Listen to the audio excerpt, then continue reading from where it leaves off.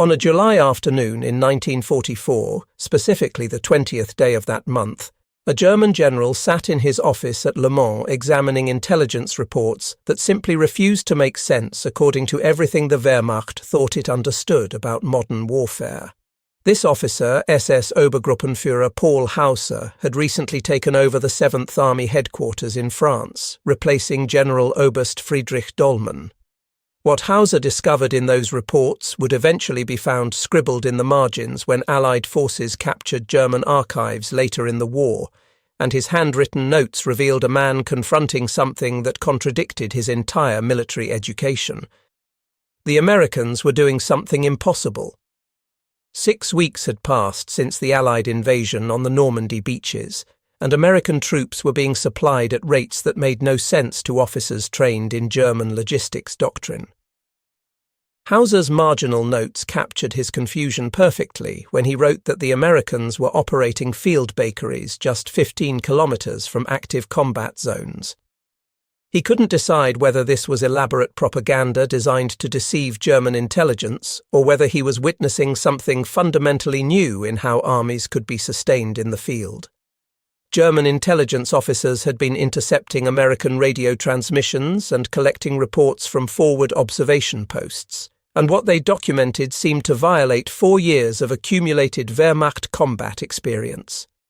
American soldiers were still fighting brutal battles in the Norman hedgerows, yet they weren't just receiving ammunition and fuel. They were getting hot meals delivered to forward positions. They were receiving fresh bread. Mail from the United States was reaching them. One German intelligence report, written by an officer who could barely believe what he was recording, mentioned that American soldiers were being served donuts by women wearing Red Cross uniforms. The timeline made this even more remarkable. The first Red Cross Clubmobile had landed on French soil on July 16th, just 4 days before Hauser was reviewing these reports. These vehicles were converted trucks, staffed entirely by American women volunteers, and somehow the Allied command had determined that these mobile canteens merited precious cargo space on ships crossing the Atlantic. For Wehrmacht commanders who had systematically stripped their soldiers of every comfort in pursuit of what they considered operational efficiency, the idea of allocating scarce shipping capacity to serve refreshments seemed like the definition of military incompetence. What the German officers examining these reports couldn't grasp was that they weren't observing American extravagance or poor planning. They were witnessing American industrial capacity applied to the problems of warfare in a way that fundamentally differed from European military thinking. The ability to deliver what Germans considered luxury items to troops under fire wasn't separate from genuine military power. It was actually the clearest expression of that power. An army capable of providing donuts to soldiers in combat zones could certainly provide unlimited ammunition when needed. The German belief that Americans would struggle with logistics had deep historical roots. Since 1940, Wehrmacht intelligence services had carefully analyzed American military doctrine, and every assessment had reached dismissive conclusions. The Foreign Army's West Intelligence Section, commanded by Oberst Alexis von Rohen, consistently reported that American dependence on material comfort represented a critical vulnerability that could be exploited. The mathematics appeared to support these German assumptions about American weakness. American military planning documents captured when a glider was destroyed during the Sicily invasion showed that United States forces required approximately 45 pounds of supplies per soldier each day. This contrasted sharply with Wehrmacht allocations that ranged from 9.3 pounds when troops were inactive to 20 pounds during normal combat operations. German commanders, who had survived on far less during the brutal Eastern Front campaigns, viewed this enormous American supply requirement as clear evidence of democratic softness and poor discipline. General Feldmarschall Gerd von Rundstedt, who held the position of Commander-in-Chief West, expressed typical Wehrmacht thinking during a staff conference held in May 1944. His Chief of Staff, General Gunther Blumentritt, testified after the war about von Rundstedt's assessment. The Field Marshal had stated that Americans required 3 times the supply tonnage that German forces needed. Americans believed war was fundamentally a matter of material superiority, while the Wehrmacht had proven in Russia that willpower could triumph over mere material abundance. Von Rundstedt predicted that when the elaborate American supply system encountered the inevitable friction of actual warfare, it would collapse under its own complexity. This wasn't propaganda rhetoric designed for public consumption. It reflected genuine German military philosophy that had evolved through decades of European warfare. Wehrmacht doctrine emphasized something called Auftragstaktik, which stressed initiative, improvisation, and austerity. German soldiers received training to live off the land, to operate independently when cut off from supply lines, to continue fighting without regular resupply. The American insistence on maintaining elaborate supply chains for items Germans dismissed as luxuries, things like chocolate, cigarettes, and writing paper, seemed to validate everything the regime said about democratic decadence and weakness. Wehrmacht logistics officers had performed detailed calculations proving the impossibility of American supply plans. Captured German documents revealed that Major Heinrich von Stülpnagel, serving with Army Group B's supply staff, had presented analyses showing that supplying 12 divisions across open beaches would require 8,400 tons daily. No military force in recorded history had achieved even half this tonnage without controlling established port facilities, and the Americans were claiming they would accomplish this impossible feat while under enemy fire. By every mathematical model the Germans possessed, it simply couldn't be done. What German intelligence had completely failed to comprehend was the unprecedented scale of American preparation. For 2 full years, the United States had been systematically transforming Britain into what General Eisenhower described as one gigantic military base. By June 1944, American and British forces had accumulated stockpiles of 2.5 million tons of supplies, enough material to fill a freight train stretching from London to Edinburgh and back to London again. The invasion fleet that crossed the English Channel on June 6th represented the largest naval operation in human history, comprising 6,939 vessels, including 4,126 landing craft specifically designed for amphibious operations. Beyond these impressive numbers lay innovations that German planners hadn't even imagined were possible. Among the specialized vessels were LSTS, the landing ship tank designation, that had been converted into floating kitchens complete with commercial-grade ranges and ovens capable of baking fresh bread while actually at sea. United States Navy records documented that LST-357 had been modified with refrigeration units capable of maintaining 32-degree temperatures during the Channel crossing. LST-391 carried a complete field bakery that would become operational within hours of beaching on French soil. These weren't desperate emergency modifications made under pressure, but planned allocations of resources that German doctrine would have immediately classified as wasteful and militarily irresponsible. German E-boat patrols that encountered invasion convoys in the Channel reported observations that puzzled experienced naval officers. Korvettan-Kapitan Friedrich Hoffmann, commanding E-boat flotilla S-130, recorded in his war diary that he had observed unusual vessels in Allied convoys that appeared to be modified merchant ships painted in military grey. Their purpose was unknown, but they were emanating smoke similar to factory vessels, which made no sense for ships supposedly supporting combat operations. By June 26, 1944, which marked 20 days after the invasion, American logistics had achieved what German doctrine deemed mathematically impossible. Despite ongoing intense combat and without controlling a single major port facility, American forces were landing an average of 15,000 tons of supplies daily across the Normandy beaches. For context, the entire German Army Group B operating in France was receiving 8,000 tons weekly. Quartermaster Corps records documented that by this date, mobile bakeries were fully operational at both Omaha and Utah beaches, each facility producing 60,000 pounds of fresh bread every single day. This wasn't the hard biscuit that German troops had subsisted on for years, but genuine fresh white and whole wheat bread, baked overnight and distributed warm to frontline units each morning. German intelligence officers couldn't reconcile what they were directly observing with what their training and experience told them should be possible. Hauptmann Franz Gottschall, serving as intelligence officer with the 352nd Infantry Division, sent a report to his superiors on June 28 that was later captured when his headquarters was overrun. American soldiers in forward positions were receiving packaged meals containing canned meat, vegetables, crackers, candy, and cigarettes. Each individual meal contained more variety than German troops had seen in months of service. American soldiers were actually discarding half-eaten rations that German soldiers would have considered feast items worth savouring. The speed at which Americans established their supply infrastructure defied all Wehrmacht experience. By June 30th, American forces had landed 71,000 vehicles, 448,000 tons of supplies, and established 97 separate supply dumps scattered across the beachhead. The German invasion of Norway in 1940, conducted against minimal opposition through captured ports, had required 3 full weeks to achieve comparable tonnage levels, and that operation had proceeded without enemy interference.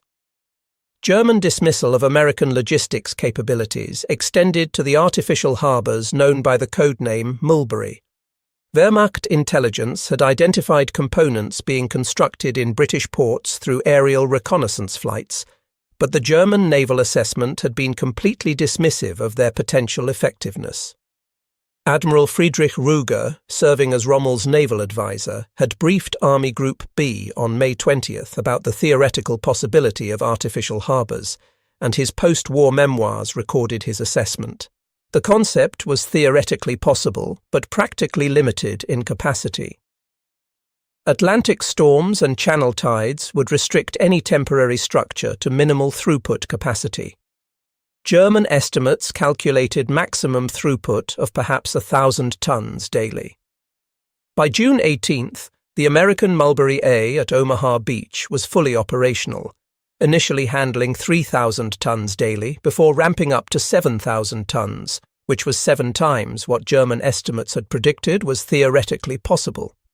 The harbour consisted of 600,000 tons of concrete formed into massive caissons, 180,000 tons of steel structures, and floating roadways that could accommodate 2,000 vehicles daily. German observers watching from forward positions were genuinely stunned by the engineering achievement they were witnessing. Oberst Hans von Luck, whose 21st Panzer Division operated near the British Mulberry B facility, later wrote extensive memoirs about his wartime service. He described watching through field glasses as an entire harbour literally materialised from nothing before German eyes.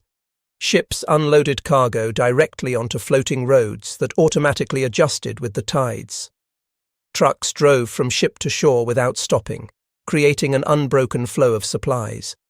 In one single week, the Allies had created port facilities that exceeded the capacity of many established French harbours that had been developed over centuries. The psychological impact was immediate and profound. The Mulberries represented not just logistics capability, but engineering dominance on a scale Germans hadn't anticipated. If Americans could build functional harbours from nothing on an enemy coast, what couldn't they accomplish with their industrial capacity? July 16, 1944, marked a watershed moment in military logistics history that German commanders would later identify as psychologically devastating. This was the date when the first Red Cross Club mobile arrived on French soil.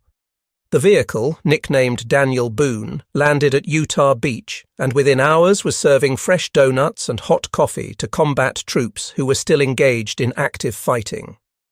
German intelligence initially dismissed reports of American women serving refreshments near frontline combat zones as obvious propaganda designed to boost Allied morale. Oberst Friedrich von Mellenthin, serving as intelligence officer with Panzer Group West, noted in his July 20th assessment that reports of American women operating mobile canteens in combat zones were either completely false or indicated serious American command incompetence that unnecessarily endangered civilians. The reports were entirely accurate. Within 1 week of that first arrival, 12 clubmobiles were operating across Normandy. These GMC trucks had been specially modified with donut-making equipment, coffee urns, and serving windows. Each vehicle could produce 2,000 donuts and 500 gallons of coffee daily. The 3-woman crews worked within range of German artillery, following combat units as they advanced into new positions. Letters from American soldiers captured by German intelligence revealed the psychological impact of these operations. Private James Morrison of the 4th Infantry Division wrote home to his mother on July 22nd. The letter was found on his body after he was killed during the battle for St. Lo. He had written that his mother wouldn't believe it, but yesterday he had received fresh donuts and real coffee served by American girls, just like at the corner shop back home. They were maybe 5 miles from the active front. Germans were actually shelling the road behind them, while these young women joked and served donuts like it was a church social back in the States. By August 25, 1944, as American forces liberated Paris, German logistics officers faced an equation they simply couldn't solve using conventional military mathematics. General Patton's Third Army was advancing so rapidly that Wehrmacht doctrine insisted it absolutely must halt for resupply. German experience from the Eastern Front had conclusively proven that mechanized forces couldn't operate more than 200 miles from their supply bases without an operational pause to accumulate necessary materials. General der Panzertruppe Heinrich Eberbach sent an assessment to the High Command on August 24th that was later found in captured archives. American spearheads were 400 miles from their beaches.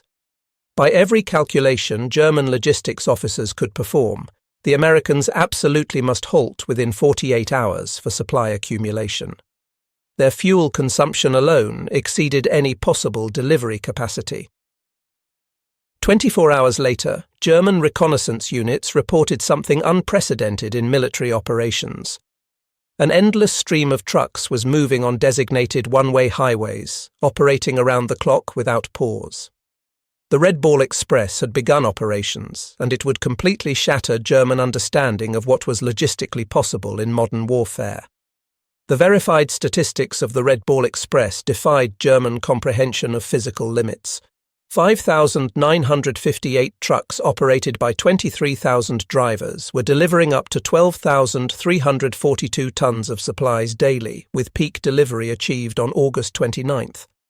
The trucks ran constantly on a 700-mile round-trip route, with drivers changed like relay racers and vehicles serviced while still rolling. Transportation Corps records documented that 75% of the drivers were African American soldiers, segregated into separate trucking companies due to American racial policies, but proving absolutely essential to Allied victory despite this discrimination. These units maintained an operational tempo that German logistics officers had calculated as physically impossible for sustained operations. Trucks were averaging 240 miles per day, with drivers operating on 4 hours of sleep. German logistics doctrine, refined through years of continental warfare and extensive mathematical analysis, had established clear limits for military operations. Wehrmacht tables captured at various headquarters showed their calculations. A mechanized division required 300 tons of supplies daily when engaged in combat, 100 tons when static. Delivery capacity decreased by 30% for every 100 kilometers from supply bases. Beyond 300 kilometers from supply sources, sustained offensive operations became mathematically impossible according to every model the Germans possessed. The Americans shattered every single assumption. By September 1944, they were delivering 20,000 tons daily to forces operating 500 kilometers from the beaches. A single American armored division was consuming 750 tons daily and receiving it without interruption. First Army alone was burning 800,000 gallons of gasoline daily, which exceeded the entire Wehrmacht Western Front weekly allocation for all forces combined. General Major Fritz Bayerlein, commanding what remained of Panzer Lehr Division after weeks of attrition, made a bitter assessment in a letter to his wife that was found after his capture. He wrote that they were not fighting soldiers anymore in any traditional sense, but rather an industrial process. The Americans did not defeat German forces in battle through superior tactics. They overwhelmed them with trucks and the endless supplies those trucks delivered. September 1944 brought reports that German engineers simply refused to believe could be accurate. American forces were reportedly constructing fuel pipelines from the invasion beaches directly to advancing armies deep in France. The pipeline under the ocean, coded Pluto, and its land extensions seemed like pure fantasy to Wehrmacht officers who struggled to maintain basic supply lines using horse-drawn wagons. German engineering assessments concluded that Americans claimed to be laying 50 kilometers of pipeline daily using prefabricated sections, which exceeded German peak construction rates by a factor of 10. The first Pluto line became operational on September 22nd, initially delivering 56,000 gallons daily to Cherbourg. By October, with multiple lines operational, delivery reached 300,000 gallons daily. By March 1945, the system would achieve its full designed capacity of 1 million gallons daily, a number that represented more fuel than the entire German army in the West received in a week. The psychological impact on German defenders was absolutely devastating. Oberst Hermann Balck, widely considered one of Germany's finest tactical commanders, noted during his post-war interrogation that when German troops learned Americans were pumping fuel directly from England to their tanks in France, they knew the war was lost. You simply cannot defeat an enemy who has eliminated geography as a limiting factor in warfare. Nothing demonstrated American logistics supremacy more dramatically than Thanksgiving 1944. With armies stretched from Holland to Switzerland across hundreds of miles of front, the Quartermaster Corps attempted something entirely unprecedented in military history. They planned to serve traditional Thanksgiving dinner to every single American soldier in Europe, nearly 2 million men, on the exact same day. General der Panzertruppe Hasso von Manteuffel, who was secretly preparing forces for the Ardennes offensive, received intelligence reports he initially dismissed as obvious deception. His intelligence summary for November 20th, discovered in captured records, stated that agents were reporting massive shipments of frozen turkeys to American forces. This appeared to be a deception operation designed to hide offensive preparations by making Germans focus on logistics movements. It wasn't deception at all. The cargo ship SS, Great Republic, had departed New York Harbor on October 15th, carrying 1,604 tons of frozen turkey, arriving at Le Havre on November 16th.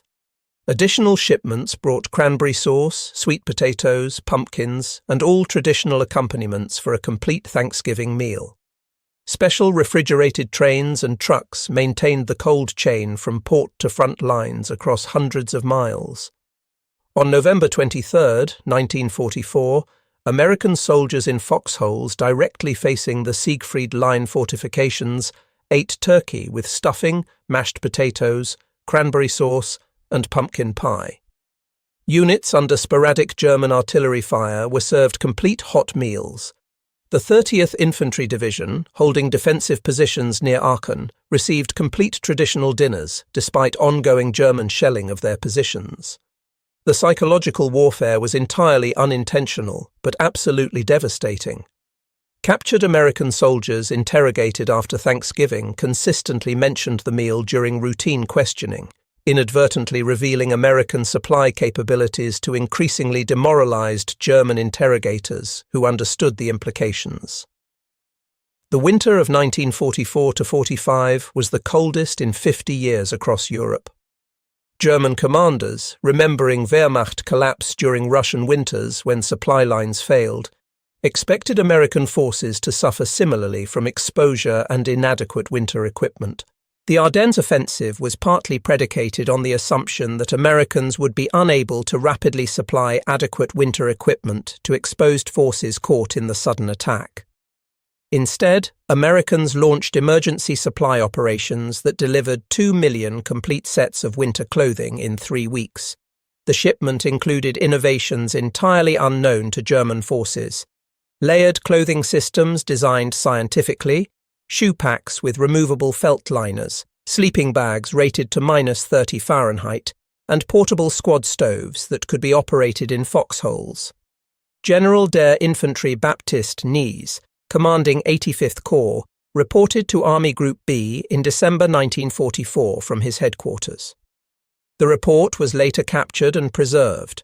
American troops completely encircled in Bastogne were receiving airdropped supplies despite total German encirclement. The containers included medical supplies, ammunition, winter clothing, and even mail from home. Meanwhile, German troops supplied from their own supposedly superior interior lines lacked basic winter equipment. The Bastogne airlift demonstrated American logistics flexibility and air superiority working in combination. C-47 transport aircraft dropped 1,446 tons of supplies in 8 days to the surrounded 101st Airborne Division. Color-coded parachutes identified contents immediately.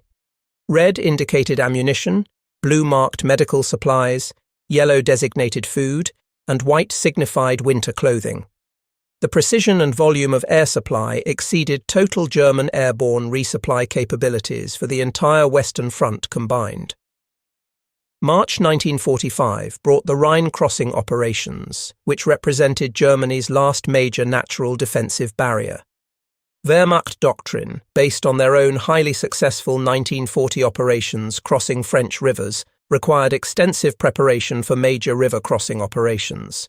German estimates suggested Americans would need at least 3 weeks to accumulate necessary bridging equipment and supplies for a Rhine crossing in strength. General Oberst Johannes Blaskowitz informed the High Command on March 1st that the Rhine barrier would provide valuable time to reorganize defenses and possibly negotiate better terms. 7 days later, the 9th Armoured Division captured the Ludendorff Bridge at Remagen completely intact through a combination of speed and German demolition failure. Within 24 hours, American engineers had reinforced the damaged structure and were running 1,000 vehicles per hour across it in a continuous stream. But Remagen was just the beginning of American river crossing operations. American engineers constructed 62 bridges across the Rhine in 10 days, averaging a new bridge every 4 hours. The longest, a 1,100-foot floating treadway bridge at Oppenheim, was fully operational in 10 hours from start to finish. These weren't temporary expedients barely capable of supporting infantry, but properly engineered crossings capable of handling 70-ton tank transporters moving at speed. Major Klaus Weber, a German engineer officer observing operations at Mainz, later testified about what he witnessed. Americans threw bridges across the Rhine like children placing ladders across a stream. Each bridge had its own traffic control system, dedicated maintenance crew, and anti-aircraft defense. They built redundancy into everything. If German forces destroyed one bridge, 2 others were already handling its traffic without interruption. By May 8, 1945, Victory in Europe Day, American logistics achievements defied every precedent in military history. The Transportation Corps and Quartermaster Corps had delivered to combat forces in Europe truly staggering quantities. Verified shipments across the Atlantic included 46.7 million measurement tons of supplies. 1.37 million vehicles had been delivered to all theatres, though not all to Europe specifically. 21 million jerry cans for fuel transport, not the 140 million sometimes claimed in exaggerated accounts. 570,000 GMC 2.5-ton trucks were produced during the war, not the 800,000 figure sometimes cited. 2.4 billion individual rations, 800 million packs of cigarettes, 500 million candy bars, and 11 billion rounds of ammunition. Monthly consumption rates by March 1945 had reached truly astronomical levels. 1.2 million tons of supplies monthly, 50 million gallons of gasoline consumed monthly, 8,000 tons of ammunition expended daily during major offensive operations. These numbers represented far more than mere statistics. They represented a fundamental revolution in how warfare itself functioned. The Wehrmacht, which prided itself on operational excellence and tactical innovation, discovered that tactical brilliance meant absolutely nothing when facing unlimited industrial capacity that was effectively delivered. Post-war interrogations of captured German commanders revealed unanimous recognition of American logistics supremacy. These assessments, carefully compiled by the United States Army Historical Division, provide the most credible evidence of how German officers actually reacted to American capabilities. General Feldmarschall Albert Kesselring, one of Germany's most capable and respected commanders, testified during his 1947 interrogation about what he had observed. American supply achievements exceeded German calculations by factors of 5 to 10.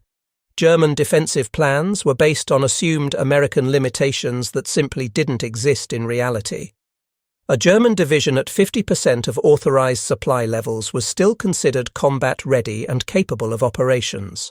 American divisions wouldn't even consider attacking without 200% supply reserves already accumulated. General Heinz Guderian, universally recognized as the father of blitzkrieg warfare and armored operations, provided perhaps the most insightful analysis in his post-war writings. Germans had brought tactical innovation to modern warfare through concepts like rapid movement, combined arms operations, and decisive action at the point of contact.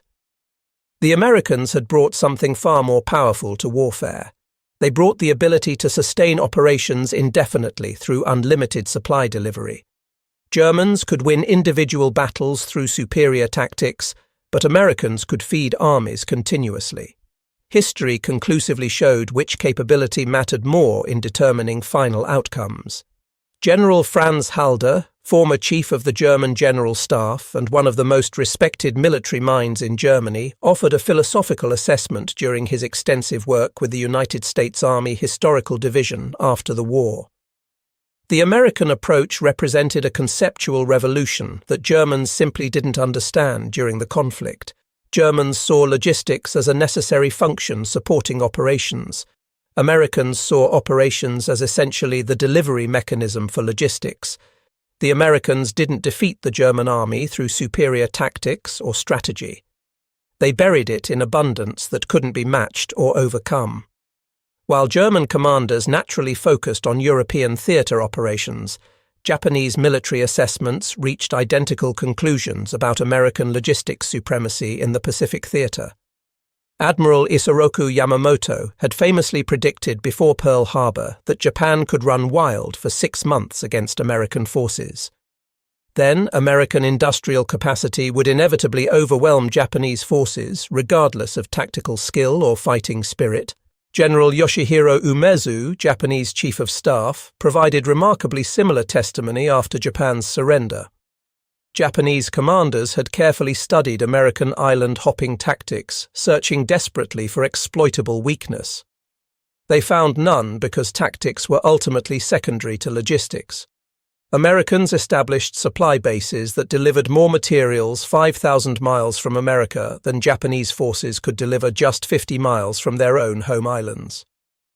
Every battle was essentially decided before it began, determined in factories and on cargo ships rather than on battlefields. This Pacific theatre validation matters tremendously because it demonstrates the universal nature of the American logistics revolution. Whether fighting in European hedgerows or Pacific atolls separated by thousands of miles of ocean, American forces maintained supply superiority that fundamentally redefined what was militarily possible. American logistics success stemmed from countless innovations that seemed mundane when considered individually, but proved revolutionary when implemented collectively. Standardization meant every American vehicle used interchangeable parts across the entire fleet. A truck damaged in Italy could be repaired using parts shipped from France without compatibility issues. German forces, using captured equipment from multiple conquered nations, faced constant compatibility crises that reduced operational effectiveness. Complete mechanization meant that while Germany relied on 750,000 horses for transport, consuming 20,000 tons of fodder monthly, Americans used trucks exclusively for all transport needs. This eliminated an entire supply category while simultaneously increasing speed and capacity dramatically.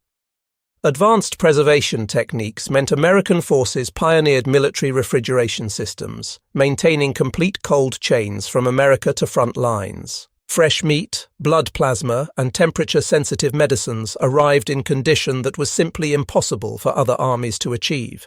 Sophisticated communication networks meant Americans laid 100,000 miles of telephone wire in France alone, enabling real-time supply coordination across hundreds of miles. German forces increasingly relied on radio communication that could be intercepted or jammed. Careful specialization meant Americans created purpose-built vehicles for every conceivable supply category. Refrigerated trucks, dedicated tanker trucks, mobile workshops equipped for specific repairs. Germans used generic vehicles for all purposes, reducing efficiency by half or more. An often overlooked dimension of American logistics success was systematic utilization of female personnel in ways that doubled effective military capacity. While the regime in Berlin confined women to traditional roles for ideological reasons, 150,000 American women served in the Women's Army Corps, with thousands directly supporting logistics operations throughout the war. Women's Army Corps personnel operated the communication centers that coordinated supply movements across entire theaters. They managed depot inventories using the latest punch card technology. They maintained the sophisticated punch card systems that tracked millions of individual items from factory to foxhole. At ports of embarkation, women processed the complex shipping manifests that German officers, accustomed to male-only military service, found incomprehensible from a doctrinal perspective. Lieutenant Colonel Elna Hilliard, serving as Women's Army Corps commander in the European theatre, commanded more personnel than most German regiment commanders controlled. Her post-war report noted that Women's Army Corps personnel processed 40% of all supply documentation in the European theatre of operations. This freed thousands of men for direct combat roles, while simultaneously improving logistics efficiency through specialized training that women received. This systematic gender integration doubled American military effectiveness by utilizing population resources that Germany ideologically rejected as incompatible with proper military organization. It represented yet another way American pragmatism defeated European ideology. American logistics superiority became an entirely unintentional but absolutely devastating form of psychological warfare that eroded German morale as effectively as any bombing campaign. German soldiers who hadn't seen chocolate since 1942 could literally smell it on American prisoners. Wehrmacht units surviving on increasingly meager rations captured American soldiers and discovered a dispiriting truth. As one German NCO wrote in his diary, the Americans they captured were better fed as prisoners than German soldiers were as supposedly free men. Americans threw away half-eaten chocolate bars as trash. They used white bread for cleaning their rifles because they had so much of it. Germans were fighting the entire concentrated wealth of America, and the outcome was inevitable. This demoralization extended upward to German commanders at the highest levels. General der Infanterie Hans Schmidt testified in 1947 about the psychological impact on his troops. His soldiers had fought courageously despite overwhelming material odds, but when they discovered that Americans were receiving ice cream and regular mail from home while German forces lacked basic ammunition and medical supplies, morale simply collapsed. You cannot maintain fighting spirit and unit cohesion against such enormous disparity in treatment. German officers who personally witnessed American logistics capacity in action weren't remotely surprised when the Marshall Plan was announced in 1947 to rebuild Europe. They had directly observed American capability to deliver unlimited resources across impossible distances under combat conditions. The nation that could supply entire armies across oceans while under fire could certainly rebuild a devastated continent during peacetime. General Lucius Clay, serving as military governor of the American occupation zone in Germany, actively employed former Wehrmacht logistics officers to help manage German reconstruction efforts. Their hard-won experience with American supply methods proved invaluable for reconstruction planning. Colonel Hans von Greffenberg, former Chief of Staff to Army Group Center, worked extensively with American administrators during the occupation. He later noted that Americans applied precisely the same logistics principles to peace that had won the war: standardization, mechanization, systematic planning, and relentless execution. The Marshall Plan was essentially military logistics redirected towards civilian reconstruction rather than destruction. When North Korea invaded South Korea in June 1950, American forces initially struggled with tactical challenges in the unfamiliar terrain. But within weeks, American logistics dominance reasserted itself exactly as it had in World War II. Former Wehrmacht officers, now serving as NATO advisors, observed the clear repetition of patterns they had witnessed during 1944–45. General Adolf Heusinger, who had served as Wehrmacht operations chief during the war and later became chairman of the NATO Military Committee, noted the parallels explicitly. In Korea, Americans again demonstrated conclusively that modern warfare is fundamentally won by supply superiority rather than tactical excellence. They delivered more tonnage to Pusan in 3 months than Germany had delivered to Stalingrad in 2 full years. Communist forces might win individual battles through superior tactics or favorable terrain, but they simply could not match American logistics capacity over time. Harvard Business School began systematically studying World War II American military logistics during the 1960s as the direct foundation of modern supply chain management theory. Professor Theodore Levitt identified clear lineage from military innovations to business practices that transformed global commerce. Containerization, just-in-time delivery systems, computerized inventory management, total quality management philosophy, all originated directly in American military logistics operations from 1942 to 1945. The Normandy invasion didn't just liberate France from occupation. It created the conceptual framework for modern business logistics that would dominate global commerce for generations. This transfer of military innovations to civilian applications multiplied the strategic impact of wartime developments far beyond their immediate military utility. The same fundamental principles that delivered supplies to Normandy beaches later delivered global commerce with unprecedented efficiency, cementing American economic dominance for decades after the shooting stopped. Despite being wartime allies, Soviet commanders were equally stunned by American logistics capabilities when they observed them directly. Marshal Georgy Zhukov, who received extensive American Lend-Lease supplies throughout the war, wrote in classified memoirs that were only released after 1991 following the Soviet collapse. Americans delivered 500,000 vehicles to Soviet forces, which exceeded total Soviet domestic production during the same period. But even more impressive than the quantity was their delivery system itself. Americans shipped vehicles from Detroit to Vladivostok to Moscow, with precision that Soviet forces couldn't achieve moving supplies from Moscow to Stalingrad, a far shorter distance. Marshal Ivan Konev was characteristically blunter in private correspondence that was later discovered. If we ever fight America directly, we face not their army, but their factories and transportation networks. Americans can deliver more supplies to the opposite side of Earth than we can deliver to our own borders. This isn't military superiority in any traditional sense, but industrial transcendence that changes the fundamental nature of warfare. American logistics success in World War II required processing unprecedented volumes of information that no military had ever attempted to manage. The punch card systems managing military supplies, operated largely by Women's Army Corps personnel with specialized training, represented the single largest data processing operation in history up to that point. IBM machines tracked literally millions of individual items from factory production lines to foxholes on the front lines. Every bullet, every bandage, every boot was coded, counted, and tracked through the entire supply chain. This military requirement for information processing drove computer development that would define the entire post-war era and create the information age.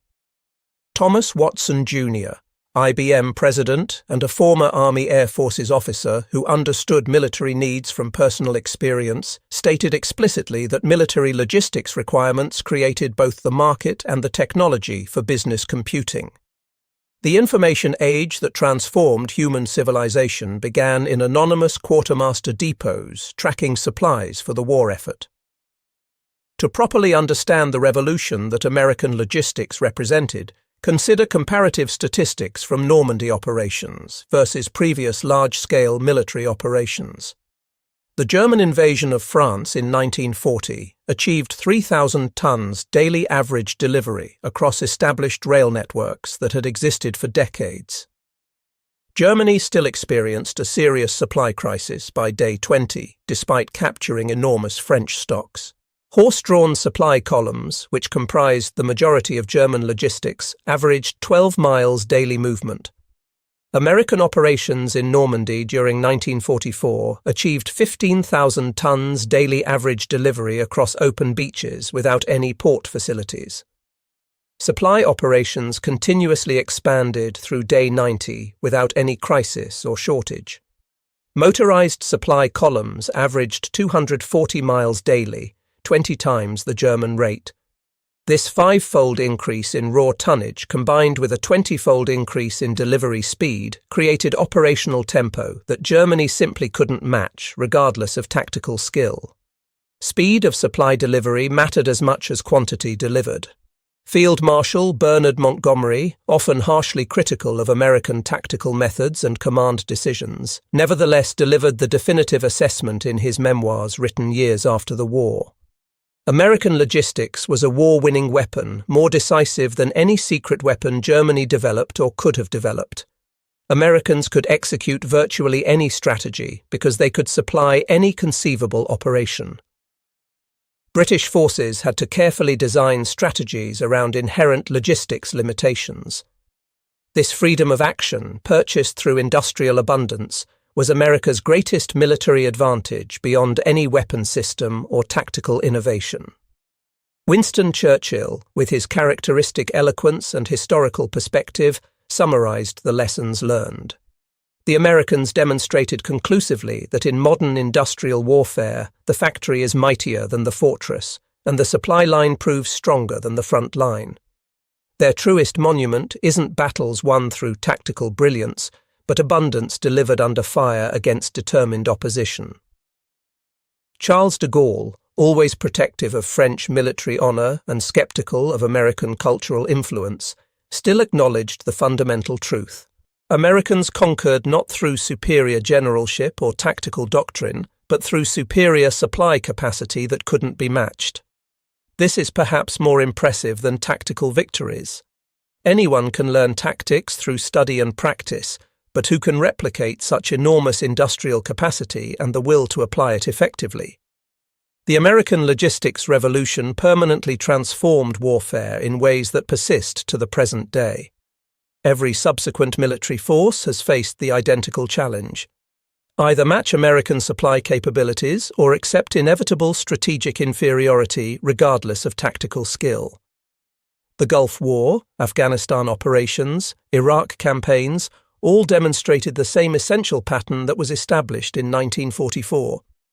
American forces might face genuine tactical challenges in specific situations, but logistics supremacy ensures strategic victory over time. When Operation Desert Storm delivered 500,000 troops to Saudi Arabia better supplied than Iraqi forces operating in their own country just across the border, it was the World War II logistics revolution refined and updated with modern technology, not replaced by some new concept. When American forces in remote Afghan outposts received complete Thanksgiving dinners in 2001, they were benefiting directly from systems pioneered on Normandy beaches nearly 60 years earlier. On March 7, 1984, the 40th anniversary of the Remagen Bridge capture, American and German veterans gathered together at the bridge site for a commemoration ceremony. Former General Major Rudolf Langhauser, who had commanded bridge defences in 1945, stood alongside former Captain George Gibbs, whose company had rushed the span before demolitions could destroy it. Langhauser, then 75 years old, made a remarkable admission to his former enemy. German forces had carefully prepared for American tanks, American artillery, and American aircraft, he explained. They hadn't prepared for American abundance in all its overwhelming manifestations. American logistics had defeated German forces before American soldiers even arrived at many positions. Any army that could deliver ice cream to frontline troops while German forces lacked bandages for their wounded, such an army simply cannot be defeated by conventional military means regardless of tactical skill. Gibbs, then 73, responded with characteristic American pragmatism. "General, we figured that any soldier being asked to die for his country deserved at least a good meal first. As it turned out, well-fed soldiers fight considerably better than hungry ones. The equation was simple from an American perspective." The two elderly men shook hands firmly across the memorial, former enemies united in recognition of a truth that transcended nationality and ideology. In industrial age warfare, supply superiority is military supremacy. Period. The American genius wasn't inventing entirely new ways to fight battles. It was inventing new ways to deliver everything needed for fighting. Americans hadn't revolutionized combat tactics particularly. They had revolutionized the competition itself by changing what was logistically possible. That changed everything about how wars would be fought forever after.